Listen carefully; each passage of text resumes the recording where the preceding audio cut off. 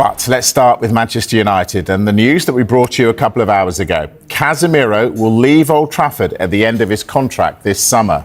Well, he spent 4 seasons at United, he's won the Carabao Cup and the FA Cup, and he's had this to say about leaving. I will carry Manchester United with me throughout my entire life. We still have a lot to fight for together. My focus will, as always, remain on giving my everything to help our club succeed. Well, this came out of the blue. Dharmesh, we've been reporting that this decision was made some time ago. Why are United telling us now? You say it came out of the blue. I don't think it's entirely a surprise that we're hearing that Manchester United and Casemiro will be parting ways at the end of the season. This decision was actually made in advance of today, and a couple of reasons why it might be announced today is Manchester United and Casemiro wanted to control the narrative, number one, so there's no talk and speculation about Casemiro's future. And I guess for Casemiro himself, it gives him clarity because there's a World Cup at the end of the season.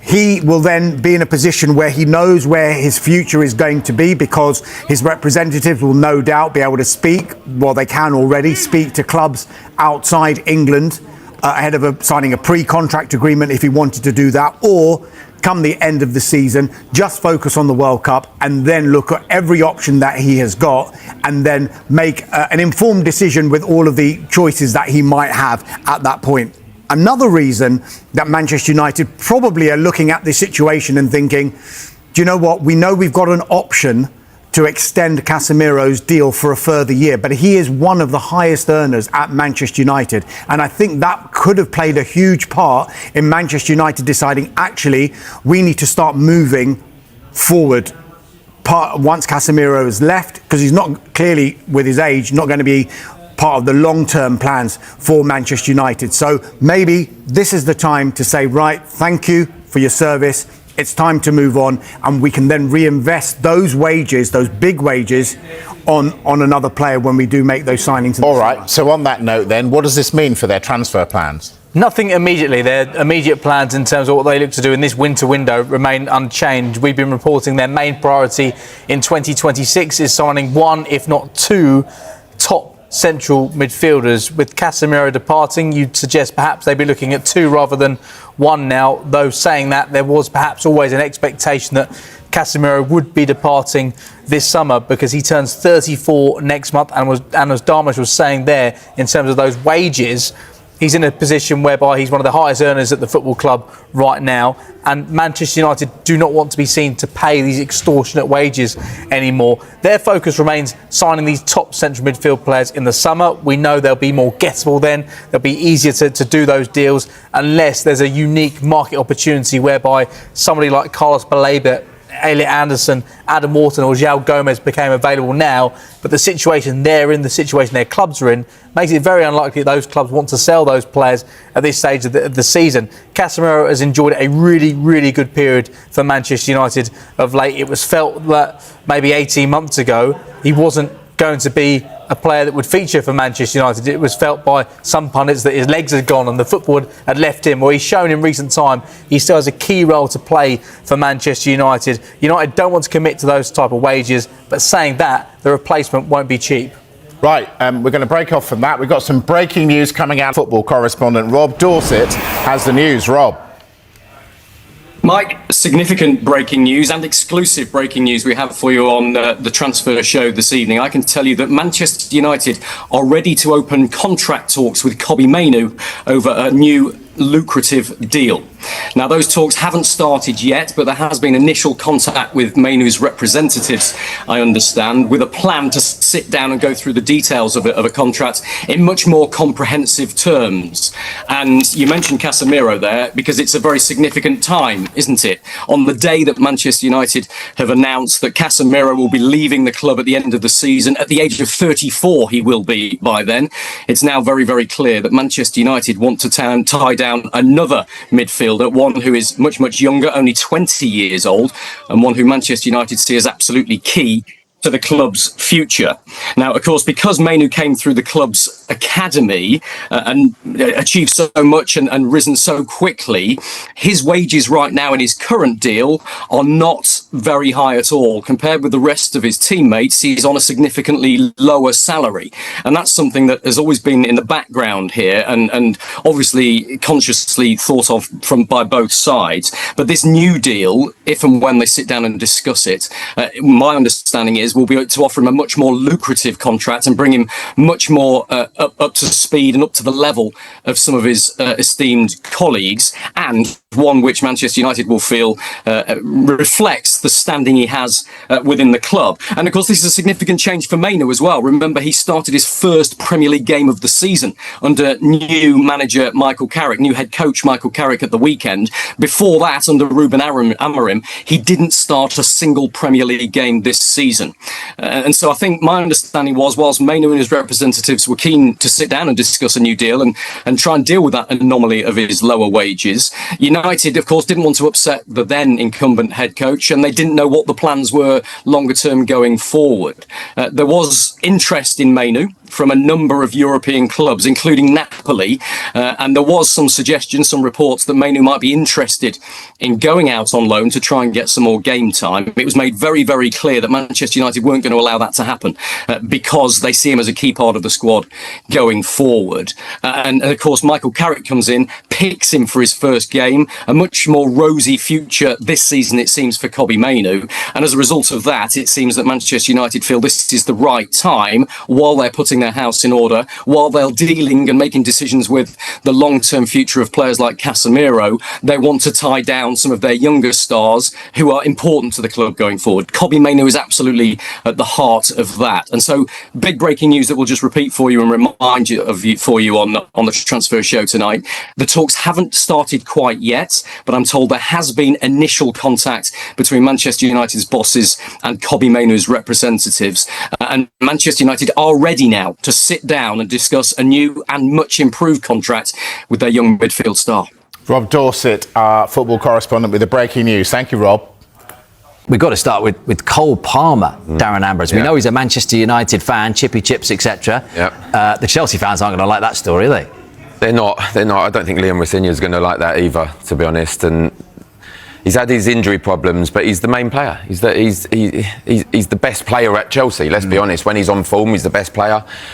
But Manchester United are on the up, shall we say. And yes, they've got an interim manager at the moment in Michael Carrick. Who knows where that's going to go? Who knows who's the manager's going to be? Can't see that happening this January, to be honest. There's an awful lot of money, again, if they can get that done this January. But that may be one for the future. You know what Chelsea's model is like. They buy the young players and then sell them on for a lot of profit. Well, he's still only 23, Cole Palmer, by the way. He seems like he's been around for ages, but still only 23.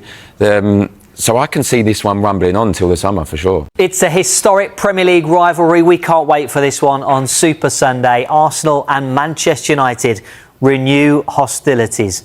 Right at the start of the Premier League in 1992-93, it was United who were the dominant force under Sir Alex Ferguson. And here we have got both sides' Premier League finishes since the start of the Premier League. We have got Arsenal, you can follow them in the red. Manchester United are in the black. Now, as we mentioned, United were top of the tree most of the time anyway at the start of the Premier League under Sir Alex Ferguson. But then in 97-98, someone came along called Arsene Wenger. And that rivalry really became one of the most bitter in the division. United and Arsenal swapping places at the top of the Premier League, first and second. In the mid-2000s, that's when things started to change a little bit. The arrival of someone called Jose Mourinho meant that Arsenal were left behind a little bit, and it was United and Chelsea fighting for things at the top of the table. And then my lines get a bit squiggly, and it's because both sides lost long-serving managers. You might know what happens here to Manchester United. Sir Alex Ferguson leaves, and then a little bit later on here, we've got Arsene Wenger leaving Arsenal. Arsenal have been in a little bit of pain since Arsene Wenger left, but none more than really Manchester United. Ruben Amorim has that league finish down there. But as we head towards 25-26 this season, it's Arsenal at the summit and Manchester United's line is on the rise. How will the season finish? Michael Carrick, we mentioned it earlier, He has an impressive CV, having gone unbeaten against Unai Emery, Thomas Tuchel, Pep Guardiola and Mikel Arteta, and they beat Arsenal at Old Trafford in his first spell as interim in 2021. And we saw a warm embrace between Bruno Fernandes and Michael Carrick there, and 4 years later, Fernandes is still the heartbeat of the team, still performing at the highest level. Now, this season we have plotted every player to have created a chance. We've got open play chances created along the x-axis, and in the y we've got chances created via set pieces, and this is every player who's created a chance this season. Now, if you're in the top right, you are doing very, very well indeed. Fernandes is up there, way ahead of everybody else. Most chances created from open play and most chances created from set pieces. It's almost like he does this every year. We take it for granted a little bit how good he is. Look where he is, way ahead of everybody else. And if I know people are interested at home, Fernandes obviously tops the list for open play. Second on the list for open play, you'll know him, Jeremy Doku. And second on the list for set plays is for Leeds fans. Anton Stack has created the second most chances from set pieces this season. That's a great stat. How do you think he's going to get on, Michael Carrick? I mean, he's got off to a flyer, hasn't he? Beating the noisy neighbours. Oh, I thought it was coming. I was waiting so long to be so quiet about it. I was at the game actually working for City, and obviously Michael I know well, played with him at Spurs. He lives right near me. And for him to get given this opportunity, you know, he was there for some time, wanting to try and progress as a manager, as a young coach. He waited and he did all the hard yards, and then went on to Middlesbrough. Didn't really work out. He showed some real good promise there. And recently I played a bit of paddle with him actually, so we can't talk about that game. No, I just want to know who I was injured. I had my knee operation. I was making an excuse. So it was like, you know, it's his first time he's found himself, you know, out of a job and out of football. Yeah. And it's a strange feeling actually. And he's probably watching Manchester United thinking, so imagine one day if I could, have I lost my chance to be back at Manchester United after not doing so well with Middlesbrough? Should I go back in? Should I have another go? Is it worth staying away from my family for 2 years like he's just done, and then for it to drop in his lap and to get that win? And as he charged down, you know, it brings special moments. And what's great there is he's already seen it with the Ronaldo goals and beating Arsenal. But what he'll bring calmness. He's very, you know, however well he does, Michael, he's always very cool and calm. Press conferences won't be as lively. Some of the guys that come to me said, what are we going to do about the press conferences? We want a bit of something. I said he'll be very, very just down the line, very straight. But what he'll do is he'll give them a belief that he can go on and do it. I think he'll be delivering information. I think they've been quite cute with the backroom staff for this short period of time. Is Michael fortunate to get given this role?